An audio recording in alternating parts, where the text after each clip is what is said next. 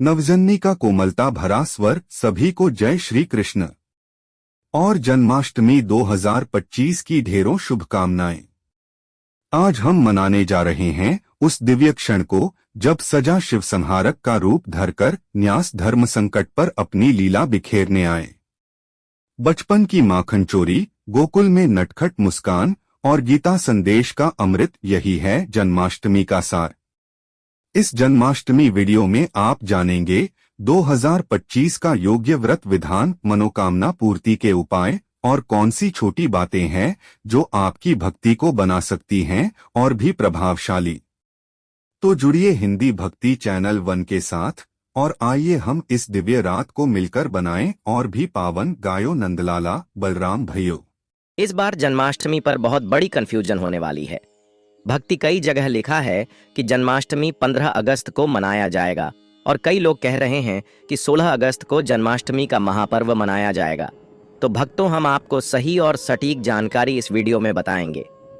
भक्तों, चलिए बारी बारी से सभी जानकारी जान लेते हैं। जय श्री कृष्ण, राधे राधे भक्ति नमस्कार।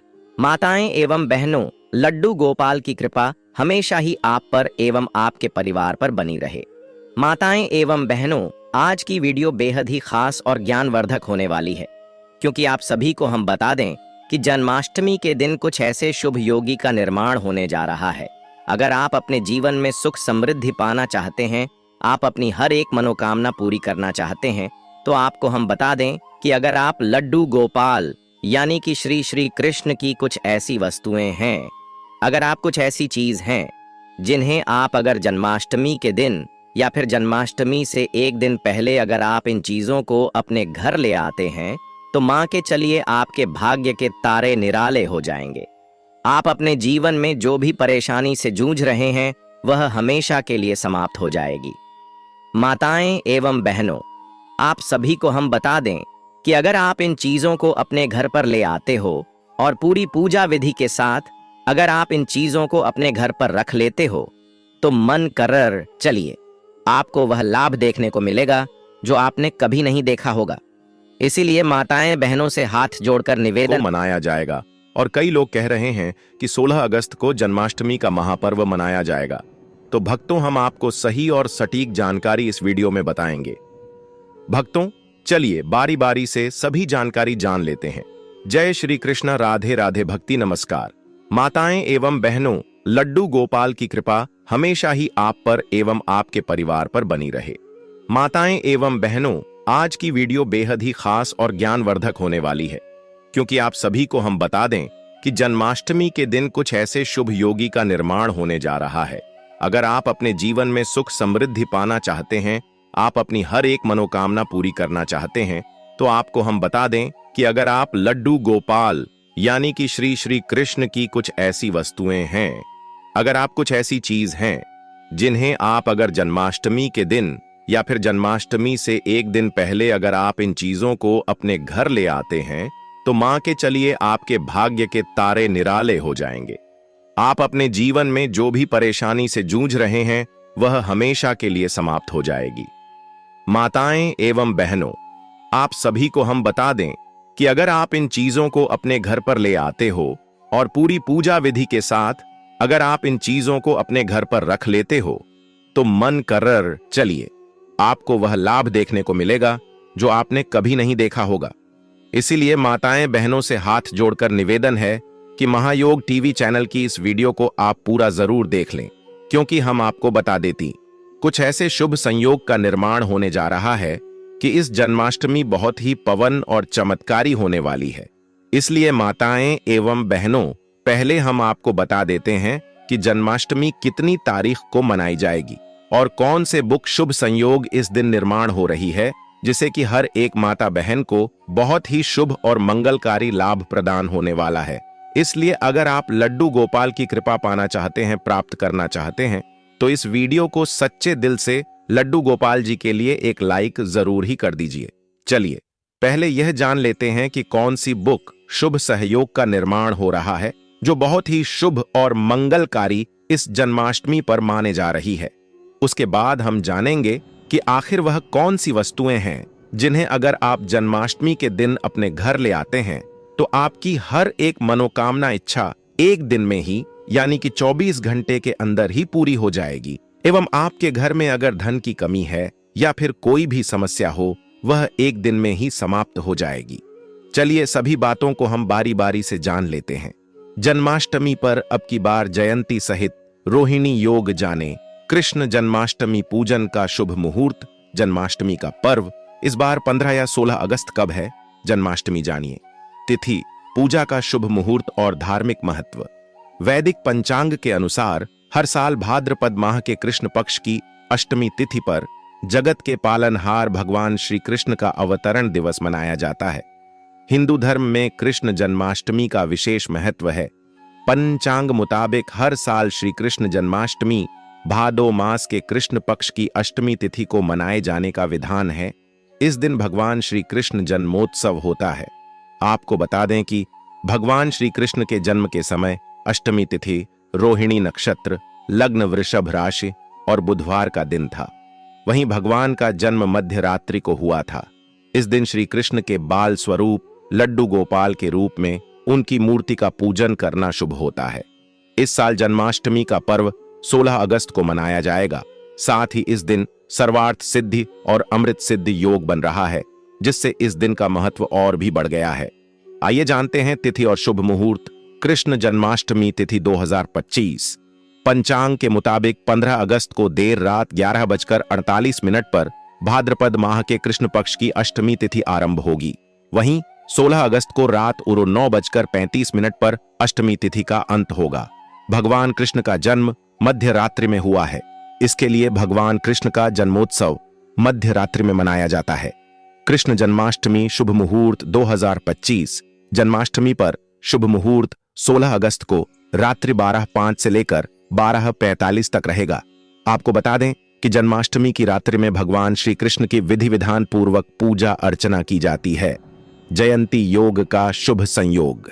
इस दिन चंद्रमा वृषभ राशि में होंगे, जैसा कि भगवान कृष्ण के जन्म के समय संयोग बना है। दरअसल उस दिन भी चंद्रमा वृषभ राशि में ही थे। जिस रात में अष्टमी तिथि मध्यकाल में होती है, उसी दिन जन्माष्टमी का पर्व मनाया जाता है। इस दिन रोहिणी नक्षत्र और चंद्रमा का वृषभ राशि में होना बेहद ही शुभ फलदायी रहेगा। साथ में अगर जन्माष्टमी पर सोमवार या बुधवार हो जाए तो यह बहुत ही दुर्लभ संयोग बनाता है। बुधवार और सोमवार को जन्माष्टमी होने पर जयंती योग का शुभ संयोग बनता है, जिसे जयंती योग भी कहते हैं। दरअसल जिस दिन भगवान कृष्ण का जन्म हुआ था, उस दिन बुधवार था। ठीक इससे 6 दिन बाद यानी सोमवार को भगवान कृष्ण का नामकरण आदि कार्य किए गए थे। इसलिए जन्माष्टमी सोमवार या बुधवार में होना बेहद शुभ मानी जाती है। माताएं एवं पहलू, आप सभी को हम बता दें कि आपको कुछ ऐसी गलतियां हैं जो कि आपको जन्माष्टमी के दिन भूलकर भी नहीं करनी चाहिए। यह जानना आपके लिए बेहद ही जरूरी और खास है, क्योंकि अगर आप जन्माष्टमी का व्रत रखती है तो आपको ऐसी गलतियां भूलकर भी नहीं करनी चाहिए। इसके बाद हम जानेंगे कि आपको जन्माष्टमी के दिन कौन सी वह चीज है जो अपने घर पर जरूर ही ले आनी है। पर इससे पहले हम आपको यह भी बता देते हैं कि ऐसी कौन सी बुक गलतियां हैं जो जन्माष्टमी के दिन किसी भी माता बहन को भूल कर भी नहीं करना चाहिए, नहीं तो घर पाप लगता है और इसे आपके परिवार को बहुत ही ज्यादा कष्टकारी दुख का सामना करना पड़ सकता। इसलिए आप वीडियो को पूरा ही देखें। चलिए जान लेते हैं वह कौन से कम है जो हमें भूलकर भी नहीं करने चाहिए। कृष्ण जन्माष्टमी का दिन बहुत शुभ होता है और मान्यता है कि इस दिन भक्तों की सारी मनोकामनाएं पूरी होती हैं। हालांकि इस दिन कुछ खास बातों का भी ध्यान रखना जरूरी होता है। आइए जानते हैं कि कृष्ण पूजा के दौरान कौन से काम शुभ नहीं माने जाते हैं। जन्माष्टमी के दिन भूलकर भी तुलसी के पत्ते नहीं तोड़ने चाहिए। भगवान विष्णु को श्री कृष्ण का अवतार माना जाता है। मान्यता के अनुसार तुलसी भगवान विष्णु को अत्यंत प्रिय है, इसलिए इस दिन तुलसी के पत्ते तोड़ना शुभ नहीं माना जाता है। मैं माता एवं बहनों, आप सभी ऐसी गलती भूलकर भी ना करें, क्योंकि इससे घोर पाप लगने की आशंका बनी रहती है। इसलिए आप सभी को इस गलती को भूलकर भी नहीं करना चाहिए, नहीं तो आपके घर में कल है, कल इसका मां बन जाता है और ना ही अपने घर पर किसी को यह चीज करने दी। चलिए अगली गलती जान लेते हैं जो आपको भूलकर भी नहीं करनी चाहिए जो लोग जन्माष्टमी का व्रत नहीं रखते हैं उन्हें भी इस दिन चावल नहीं खाना चाहिए। एकादशी और जन्माष्टमी के दिन चावल और जौ से बने भोज्य पदार्थ खाना वर्जित माना जाता है। माता एवं बहनों, आपको हम बता दें, इस दिन चावल होते हैं, उन्हें आप भूल कर भी ना खाएं, यह अच्छा नहीं माना जाता। और लड्डू गोपाल को ऐसी चीज कभी भी अच्छी नहीं लगती है जो कि आप अगर जन्माष्टमी के दिन ऐसी चीज खाते हैं तो यह बिल्कुल भी शुभ नहीं माना जाता, बल्कि अशुभ ही माना जाता है। इसलिए आप इन चीजों का सेवन भी भूलकर भी ना करें। आज के दिन लहसुन, प्याज या कोई भी अन्य तामसिक भोजन नहीं करना चाहिए। इस दिन घर में मांस और शराब नहीं लाना चाहिए। इस दिन प्याज और लहसुन को तो भूल कर भी नहीं खाना चाहिए, क्योंकि यह तामसिक भोजन में आते हैं और इन चीजों को आप भूल कर भी सेवन नहीं करना चाहिए, क्योंकि यह बिल्कुल भी अच्छा नहीं माना जाता। और लड्डू गोपाल भी इन चीजों का अगर आप जन्माष्टमी के दिन सेवन करते हैं तो लड्डू गोपाल आपके घर से दूर चले जाते हैं और वह नाराज हो जाते हैं। इसलिए आप इन चीजों का सेवन भूल कर भी ना करें, तो आपके लिए यह बहुत ही शुभ और मंगलकारी माना जाएगा। कृष्ण जन्माष्टमी के दिन भूल कर भी किसी का अनादर ना करें। भगवान कृष्ण के लिए अमीर या गरीब सभी भक्त एक समान ही हैं। किसी भी गरीब का अपमान करने से श्री कृष्ण अप्रसार चाहिए। इससे घर और परिवार में सुख और शांति बनी रहती है। जन्माष्टमी के दिन ब्रह्मचर्य का पालन करना अनिवार्य होता है। इस दिन पूरे पवित्र मन तन से भगवान की पूजा करनी चाहिए। इस दिन भूल कर भी गायों का अपमान नहीं करना चाहिए। भगवान कृष्ण को गायों से बहुत प्रेम था। कान्हा बचपन गायों के साथ ही खेलते थे। ऐसी मान्यता है कि जो भी गाय की पूजा करता है उसे श्री कृष्ण का आशीर्वाद जरूर मिलता है। जो लोग इस दिन व्रत रखते हुए उन्हें रात में 12 बजे से पहले अपना व्रत नहीं खोलना चाहिए। उससे पहले व्रत खोलने से पूजा का फल मिलता है और व्रत भी अधूरा माना जाता है।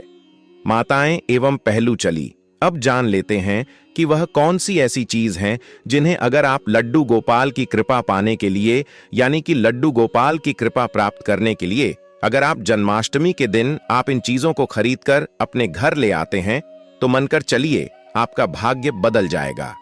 माताएं एवं बहनों, आप सभी से हाथ जोड़कर निवेदन है कि महायोग टीवी चैनल की इस वीडियो को अभी तक आप देख रहे हैं तो कमेंट बॉक्स में जय जय लड्डू गोपाल, जय श्री कृष्ण अवश्य ही लिख दी, जिससे कि आपकी हर एक मनोकामना लड्डू गोपाल तक पहुंच जाएगी और हर एक मनोकामना 24 घंटे के अंदर ही पूरी हो जाएगी। चलिए जान लेते हैं कौन सी है वह वस्तुएं जिन्हें अगर आप जन्माष्टमी के इतने पावन अवसर पर अपने घर ले आते हैं तो आपको वह लाभ देखने को मिलेगा जो आपने अपनी जिंदगी में कभी कल्पना भी नहीं की होगी। इसलिए हम सभी बातों को आप सभी को बारी बारी से बताएंगे।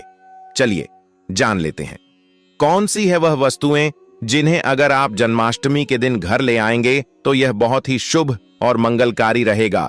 माताएं एवं बहनों, आप सभी को हम बता दें कि आपको यह तो याद ही होगा कि भगवान श्री कृष्ण को माखन बचपन से ही पसंद था। श्री कृष्ण घरों से माखन चुरा कर खाते थे, इसलिए उनको माखन चोर भी कहा जाता है। जन्माष्टमी के दिन अगर माखन में तुलसी डालकर भगवान श्री कृष्ण को अर्पण करते हैं तो सारी मनोकामनाएं पूर्ण होंगी। बांसुरी, जब भी आप भगवान श्री कृष्ण का चित्र देखते हैं तो उसमें बांसुरी अवश्य होती है। भगवान श्री कृष्ण को बांसुरी अति प्रिय है। बांसुरी प्रेम के कारण इन्हें बंशीधर के नाम से भी जाना जाता है। जन्माष्टमी के दिन आप चांदी या लकड़ी की बांसुरी खरीदकर भगवान श्री कृष्ण को चढ़ाए। पूजा समाप्त होने के बाद उसे तिजोरी में रख दें। इससे घर की आर्थिक समस्या दूर होती है। गाय बछड़े की मूर्ति ज्योतिष शास्त्र के अनुसार गाय में कई देवी देवताओं का वास होता है। अगर आप घर की बनी पहली रोटी गाय को खिलाते हैं तो सारे ग्रह दोष समाप्त हो जाते हैं। भगवान श्री कृष्ण को गाय से बेहद लगाव था। गाय के दूध से बना घी मक्खन वह खाते थे। इसलिए जन्माष्टमी के दिन गाय बछड़े की मूर्ति को आप घर के मंदिर या मकान के ईस्ट कोण में रखते हैं तो सुख समृद्धि की प्राप्ति होगी। झूला, श्री कृष्ण के लड्डू गोपाल स्वरूप को हमेशा झूले में स्थापित किया जाता है, इसलिए लड्डू गोपाल को झूला अत्यंत पसंद है। जन्माष्टमी के दिन झूला खरीदकर लड्डू गोपाल को उसमें स्थापित करें। घर में सुख शांति बनी रहेगी। पीले फूल भगवान कृष्ण को बहुत प्रिय होते हैं, इसलिए घर में पीले फूल लाना चाहिए। पीले फूल सुख और समृद्धि का प्रतीक होते हैं। पीले फूलों को भगवान कृष्ण की पूजा में चढ़ाने से घर में सुख और समृद्धि आती है। पीले फूलों को घर में सजाने से घर की सुंदरता बढ़ती है। दही और मक्खन, भगवान कृष्ण को दही और मक्खन बहुत पसंद था, इसलिए घर में दही और मक्खन लाना चाहिए। दही और मक्खन स्वास्थ्य और सुख का प्रतीक होते हैं। दही और मक्खन को भगवान कृष्ण की पूजा में चढ़ाने से घर में स्वास्थ्य और सुख आता है। दही और मक्खन को घर में खाने से स्वास्थ्य अच्छा रहता है। मोर पंख, भगवान कृष्ण के मोर पंख बहुत प्रसिद्ध हैं, इसलिए घर में मोर पंख लाना चाहिए। मोर पंख सौंदर्य और सुख का प्रतीक होता है। मोर पंख को भगवान कृष्ण की पूजा में चढ़ाने से घर में सौंदर्य और सुख आता है। मोर पंख को घर में सजाने से घर की सुंदरता बढ़ती है। बांसुरी, भगवान कृष्ण बांसुरी बजाने में माहिर थे, इसलिए घर में बांस लाना चाहिए। बांसुरी संगीत और सुख का प्रतीक होती है। बांसुरी को भगवान कृष्ण की पूजा में चढ़ाने से घर में संगीत और सुख आता है। बांसुरी को घर में बजाने से घर में संगीत का माहौल बनता है। पीले वस्त्र, भगवान कृष्ण को पीले वस्त्र बहुत पसंद थे, इसलिए घर में पीले वस्त्र लाना चाहिए। पीले वस्त्र सुख और समृद्धि का प्रतीक होते हैं। पीले वस्त्र को भगवान कृष्ण की पूजा में चढ़ाने से घर में सुख और समृद्धि आती है। पीले वस्त्र को घर में पहनने से घर की सुंदरता बढ़ती है। फूलों की माला, भगवान कृष्ण को फूलों की माला बहुत पसंद थी, इसलिए घर में फूलों की माला लानी चाहिए। फूलों की माला सुख और सौंदर्य का प्रतीक होती है। फूलों की माला को भगवान कृष्ण की पूजा में चढ़ाने से घर में सुख और सौंदर्य आता है। फूलों की माला को घर में सजाने से घर की सुंदरता बढ़ती। धार्मिक पुस्तकें, भगवान कृष्ण के बारे में धार्मिक पुस्तकें घर में लानी चाहिए, जैसे कि भगवत गीता और श्रीमद् भागवती। धार्मिक पुस्तकें ज्ञान और सुख का प्रतीक होती हैं। धार्मिक पुस्तकों को घर में पढ़ने से घर में ज्ञान और सुख आता है। पूजा की थाली, पूजा की थाली घर में लानी चाहिए, जिसमें भगवान कृष्ण की पूजा की जा सके। पूजा की थाली सुख और समृद्धि का प्रतीक होती है। पूजा की थाली को घर में सजाने से घर की सुंदरता बढ़ती है। दीपक घर में लाना चाहिए, जो भगवान कृष्ण की पूजा में उपयोग किया जा सके। दीपक सुख और सौंदर्य का प्रतीक होता है। दीपक को घर में जलाने से घर में सुख और सौंदर्य आता है। अगरबत्ती घर में लानी चाहिए, जो भगवान कृष्ण की पूजा में उपयोग की जा सके। अगरबत्ती सुख और सौंदर्य का प्रतीक होती है। अगरबत्ती को घर में जलाने से घर में सुख और सौंदर्य आता है। प्रसाद घर में लाना चाहिए, जो भगवान कृष्ण की पूजा में उपयोग किया जा सके। प्रसाद सुख और सौंदर्य का प्रतीक होता है। प्रसाद को घर में खाने से घर में सुख और सौंदर्य आता है। फल घर में लाने चाहिए, जो भगवान कृष्ण की पूजा में उपयोग किए जा सके।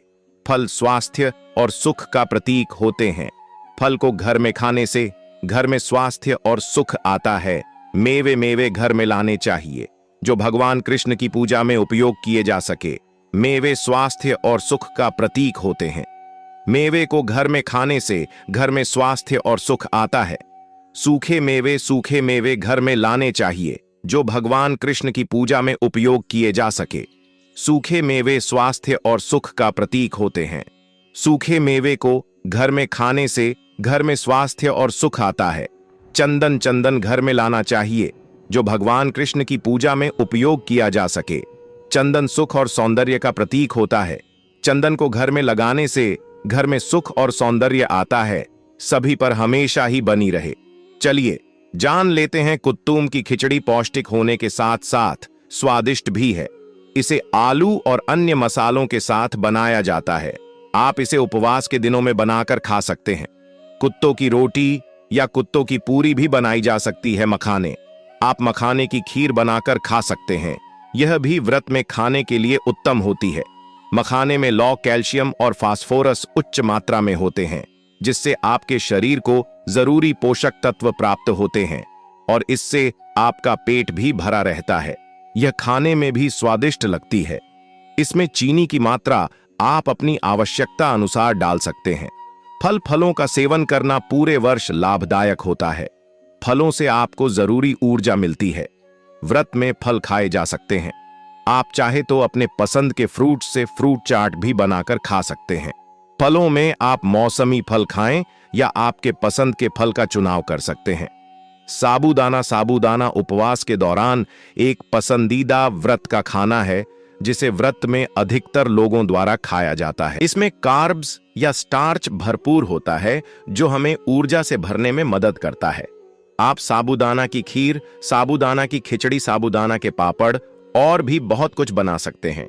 दूध का भी व्रत में सेवन कर सकते हैं और इसे कई रूपों के साथ प्रयोग कर सकते हैं।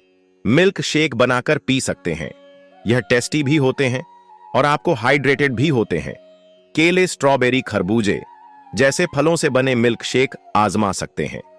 दही का प्रयोग करके फ्रूट्स के साथ ट्राई कर सकते हैं। इसमें नाशपाती, सेब और अंगूर काटकर मिलाए और इसका लुत्फ उठाए। इसमें एक चम्मच शहद डाले, यह इसके स्वाद को दोगुना कर देगा। सिंघारे के आटे का समोसा चाय के साथ इस नाश्ते को ट्राई कर सकते हैं। इसे उपवास सामग्री जैसे सिंघारे के आटे, सेंधा नमक और मसाले से बना सकते हैं। धनिये की चटनी के साथ इसे खाने का मजा लें। सूखे मेवे, आप सूखे मेवों को भी अपने व्रत के खाने में शामिल कर सकते हैं, जैसे किशमिश, खजूर, अखरोट, बादाम सभी अच्छे विकल्प हैं। इन्हें ज्यादा मात्रा में ना खाएं। आलू, व्रत में आलू एक बेहतरीन आहार है क्योंकि इसे कई तरह से पकाया जा सकता है, जैसे आलू खड़ी, आलू की सब्जी, खट्टे मीठे आलू, मूंगफली के दाने। यह उपवास करने वालों के लिए एकदम सही है। नारियल का आटा, नारियल और नारियल का दूध आपके उपवास की अच्छी सामग्री हो सकती है।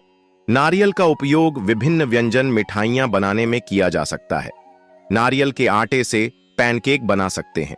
नारियल के दूध की खीर बना सकते हैं। केला, अखरोट, लस्सी यह बहुत ही टेस्टी और पौष्टिक पेय है जो आपको दिन भर ऊर्जावान बनाए रखेगी। केला, दही, अखरोट और शहद या चीनी से इसे बना सकते हैं। जन्माष्टमी के व्रत में कौन सी चीजें नहीं खानी चाहिए? अगर आप इन चीजों का सेवन करते हैं तो आपको गौर पाप लग सकता है। इसलिए आपसे हाथ जोड़कर निवेदन है, महायुद्ध टीवी चैनल का निवेदन है कि आप इन चीजों को भूल कर भी ना खाएं। यह आपके लिए लाभदायक तो नहीं होगा, पर आपको इन सब नुकसान जरूर हो सकता है, इसलिए आप इन चीजों का सेवन कभी ना करें। चलिए जान लेते हैं कौन सी है वह चीज है जिन सभी का आपको जन्माष्टमी के दिन भूल कर भी नहीं करना है। अनाज और गेहूं व्रत में नहीं खाने चाहिए। अनाज और गेहूं शरीर को ताकत देते हैं, लेकिन व्रत में इनका सेवन नहीं करना चाहिए। का सेवन करने से व्रत का उद्देश्य पूरा नहीं होता है। मांस और मछली व्रत में नहीं खानी चाहिए। मांस और मछली तामसिक भोजन है और व्रत में इनका सेवन नहीं करना चाहिए। इनका सेवन करने से व्रत का उद्देश्य पूरा नहीं होता है। प्याज और लहसुन व्रत में नहीं खाने चाहिए। प्याज और लहसुन तामसिक भोजन है और व्रत में इनका सेवन नहीं करना चाहिए। इनका सेवन करने से व्रत का उद्देश्य पूरा नहीं होता है। तामसिक भोजन व्रत में नहीं खाना चाहिए। तामसिक भोजन शरीर को नकारात्मक ऊर्जा देता है और व्रत में इसका सेवन नहीं करना चाहिए। तामसिक भोजन में प्याज, लहसुन, मांस, मछली आदि शामिल है। नमक और मसाले व्रत में नहीं खाने चाहिए। नमक और मसाले शरीर को ताकत देते हैं, लेकिन व्रत में इनका सेवन नहीं करना चाहिए। इनका सेवन करने से व्रत का उद्देश्य पूरा नहीं होता है। चावल और दालें व्रत में नहीं खानी चाहिए। चावल और दालें शरीर को ताकत देते हैं, लेकिन व्रत में इनका सेवन नहीं करना चाहिए। इनका सेवन करने से व्रत का उद्देश्य पूरा नहीं होता है। शराब और धूम्रपान व्रत में नहीं करना चाहिए। शराब और धूम्रपान शरीर को नकारात्मक ऊर्जा देते हैं और व्रत में इनका सेवन नहीं करना चाहिए। इनका सेवन कर से व्रत का उद्देश्य पूरा नहीं होता है। कॉफी और चाय व्रत में नहीं पीनी चाहिए। कॉफी और चाय शरीर को ताकत देते हैं, लेकिन व्रत में इनका सेवन नहीं करना चाहिए। इनका सेवन करने से व्रत का उद्देश्य पूरा नहीं होता है। मिठाई और चॉकलेट व्रत में नहीं खानी चाहिए।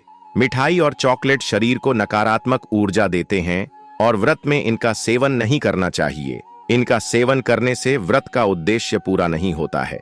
फास्ट फूड और प्रोसेस्ड फूड व्रत में नहीं खाना चाहिए। फास्ट फूड और प्रोसेस्ड फूड शरीर को नकारात्मक ऊर्जा देते हैं और व्रत में इनका सेवन नहीं करना चाहिए। इनका सेवन करने से व्रत का उद्देश्य पूरा नहीं होता है। अधिक तेल और मसाले वाला भोजन व्रत में नहीं खाना चाहिए। अधिक तेल और मसाले वाला भोजन शरीर को नकारात्मक ऊर्जा देता और व्रत में इसका सेवन नहीं करना चाहिए। इसका सेवन करने से व्रत का उद्देश्य पूरा नहीं होता है। चलिए जान लेते हैं कि कौन सी गलतियां हैं जो आपको भूलकर भी